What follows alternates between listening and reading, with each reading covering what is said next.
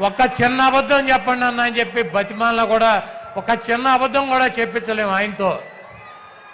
ప్రజలకి ఇచ్చినటువంటి మాట కోసం, క్యారెక్టర్ కోసం రాజశేఖర రెడ్డి గారు చూపించినటువంటి దారిలో ప్రజల గుండెల్లో చిరస్థాయిగా నిలిచిపోవాలన్నటువంటి మనస్తత్వంతో ఎన్ని కష్టాలున్నా, ఎన్ని ఇబ్బందులున్నా, ఎన్ని బాధలున్నా ముఖంలో చిరునవ్వు చెదరకుండా మన ముందు నిలబడేటువంటి వైఎస్ జగన్మోహన్ రెడ్డి గారికి ఈ రాష్ట్ర ప్రజలు మరొక్కసారి పట్టం కట్టాలని చెప్పి మీ అమూల్యమైనటువంటి ఓటు, మీ 2 ఓటుల్ని ఫ్యాను గుర్తు మీద ముద్రించి జగన్మోహన్ రెడ్డి గారికి విజయాన్ని అందించాలని చెప్పి ఈ దుర్మార్గుడైనటువంటి, దొంగ అయినటువంటి, 420 అయినటువంటి, చీటర్ అయినటువంటి, వెన్నుపోటుదారుడైనటువంటి చంద్రబాబు నాయుడిని పాతాళంలో పాతి పెట్టాలని చెప్పి చంద్రబాబు నాయుడు మొన్న చెప్తున్నాడన్న, జగన్మోహన్ రెడ్డి నీ కత్తి తేలుస్తానని.